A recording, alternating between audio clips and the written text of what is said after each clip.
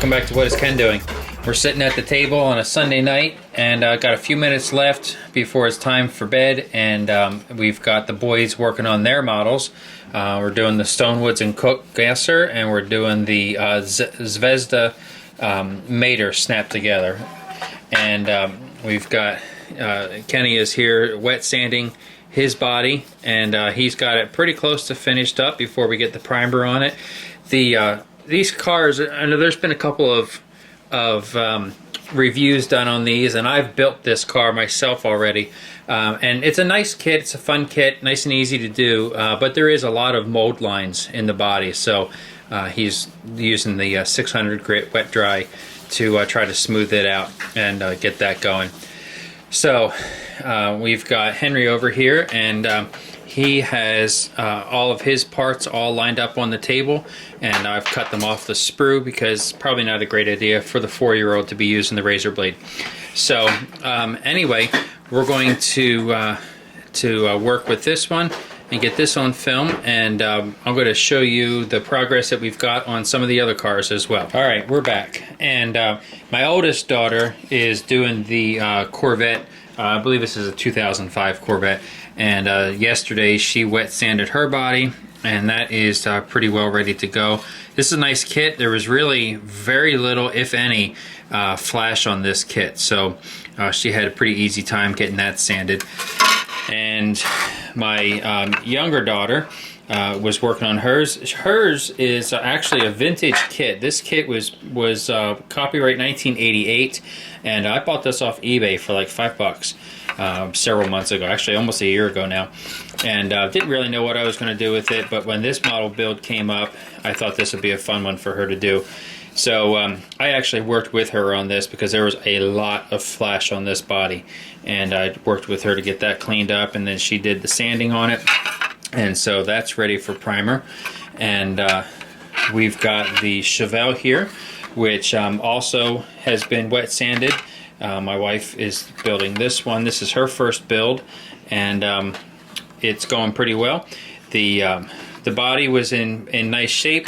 There was actually, there's a couple of spots that are actually have kind of sink marks from the little studs where the screws will go, and they were noticeable with the body still in blue, and I guess this one in the back is still a tiny bit noticeable, but honestly really not bad enough to worry about. The sail panels had some mold lines on them, and they sanded out pretty decent. Also, this one could probably stand to have a tiny bit of body filler in it, but I'm going to wet sand that and see if I can get that cleaned up for her. And if we can just get it cleaned up with the primer build up, then we'll just go with that. So I usually use gray primer on my models, but you know, back in the 60s, most of the manufacturers, and I know for sure GM, used the ruddy brown color. And so in the interest of trying to replicate the color of the car the right way, we decided to go with the ruddy brown because it's going to darken the paint up a little bit more than the gray would. So that's why we've gone with that, and that's 2 coats of primer. It's just cheap stuff, probably from Lowe's or something, and it did okay. It does need to be sanded out. It's got a little bit of a roughness to it, but it laid down pretty nice. Just did a thin coat to start, and then did a little bit heavier coat for the second coat. So I think that's going to work out pretty well. And then my Corvette is primed and painted, and this is actually Lowe's brand of paint. It's a Valspar, and it's just a gloss silver, and this is 3 coats over top of gray primer, and the kit is nice. It looks like it's going to go together pretty nicely. One complaint I do have is that even after the first coat of paint, the molded parts, like the grills on the hood and the, let's see if I can find them here, the emblems on the fenders pretty much disappeared. And the one on the back is okay.